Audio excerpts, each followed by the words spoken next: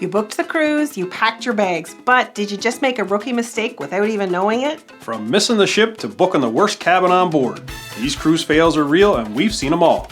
Today we're breaking down the 15 cruise mistakes you'll only make once and how to avoid turning your dream vacation into a disaster. And trust us, you'll want to stick around for the last one. It's the one mistake that could actually stop the entire ship from leaving port. Well, let's get started.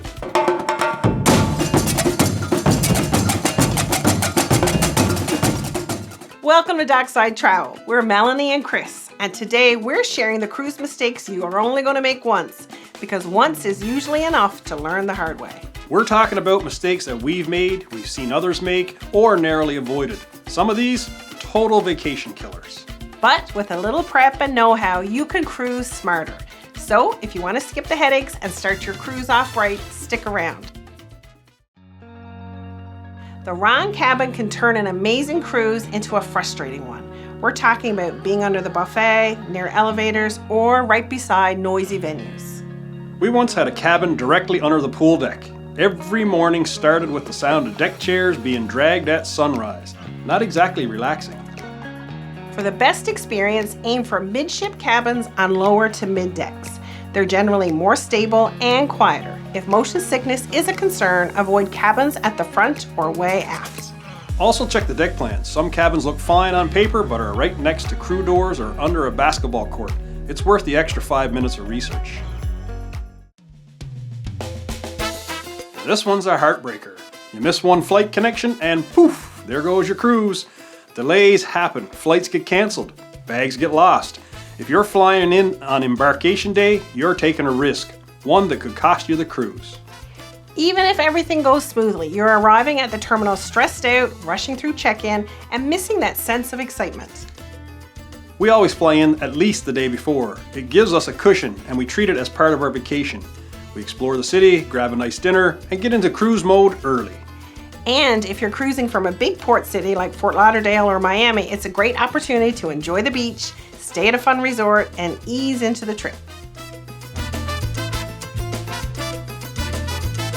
The cruise app is a game changer. Menus, schedules, maps, even your muster drill are all right there.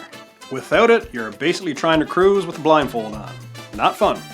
Plus, many cruise lines now use the app to open cabin doors and check into shows. And it's how you're going to find out where the captain's champagne cocktail party begins. Priorities, people. We've seen people show up with everything but a cruise ship, and others who forgot pants. Bring smart layers, not a costume change for every hour, and check the dress code. Don't forget basics like a bathing suit, comfy walking shoes, and one nice outfit for dinner. And pro tip, packing cubes save space and keep things organized in those small cruise closets. It's tempting to squeeze in just one more beach stop until your taxi breaks down and the ship's horn is sounding. Always pad in extra time. Ship time doesn't always match the local time, and the ship runs on its own clock, not yours. Stick with ship-sponsored excursions if you're nervous. Those guides are trained to get you back in time. We've literally seen people running down the dock as the gangway's coming up. Not relaxing. Don't be a pier runner. The buffet tongs, yeah, 600 people touch them. Wash your hands, folks. We also sanitize our cabin when we first get in. Remote, handles, light switches, all of it. Cruise lines are great with hygiene, but it only works if everyone does their part. Bring a little sanitizer spray and keep it handy. It's an easy win for staying healthy. Don't wait until you're on board to book that steakhouse or sushi night. It'll be gone faster than your first drink on embarkation day.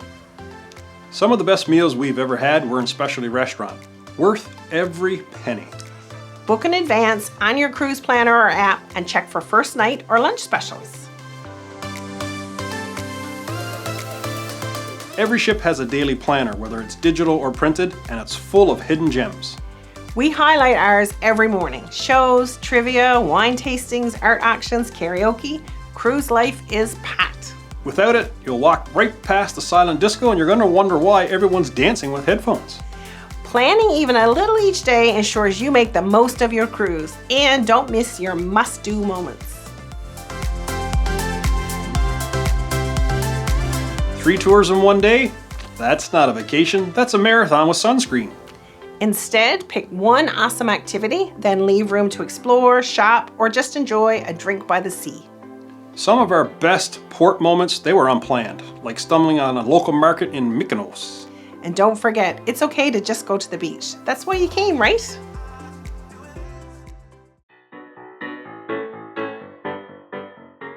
Not all cruises are created equal. Just because the buffet is free doesn't mean everything else is. We've met people who thought drink packages covered everything, but then gasped at a $19 martini. Watch cruise reviews and comparison videos. We break down what's included on Celebrity, Royal, Princess, and much more. And check your booking perks. Sometimes you've got extras like Wi-Fi or gratuities already included. Cruise lines give a quick summary, but it's not really enough. Research shows you the hidden gems and how to get around. In Cozumel, for example, the good stuff's all a taxi ride away. You might not know that from just looking at the cruise brochure. We always watch port videos and map out a rough plan. Knowing what's walkable versus what needs a tour is huge. And you might find out there's a must-try local food establishment or a secret beach just 10 minutes away.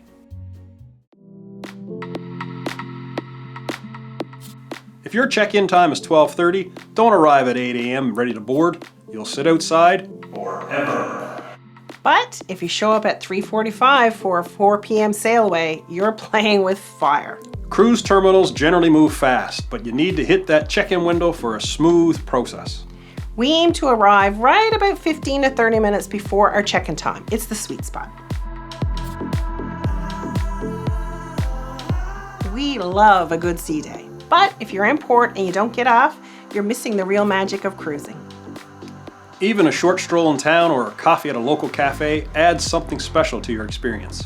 Sometimes the best memories happen off the beaten path, like chatting with a shopkeeper or finding a hidden beach. Get off early, beat the crowds, and make the most of your stop, even if it's just for an hour or two.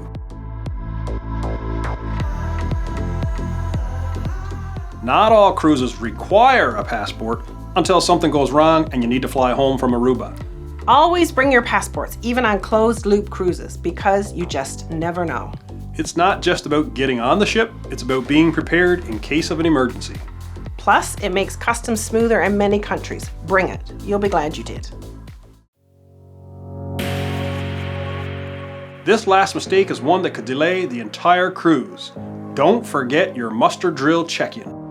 The muster drill is literally the one thing the cruise line requires of you for safety. And it's 5 to 10 minutes now at best with the app, not 30 minutes in the hot sun like the old days. If you don't do it, the crew are going to track you down, and the ship can't leave until everyone checks in. Treat it like a toast to a safe trip. Muster, then margaritas. Cruising is a learning experience, but with these tips, you're already way ahead of the game. Skip the rookie mistakes, cruise like a pro, and spend more time enjoying those frozen drinks by the pool. Tell us in the comments, what was your never again cruise mistake? And don't miss our video on how to pick the right cruise for you. It'll help you find the perfect sailing. Like, subscribe, and tap the bell so you never miss a tip from Dockside Travel. Thanks for watching.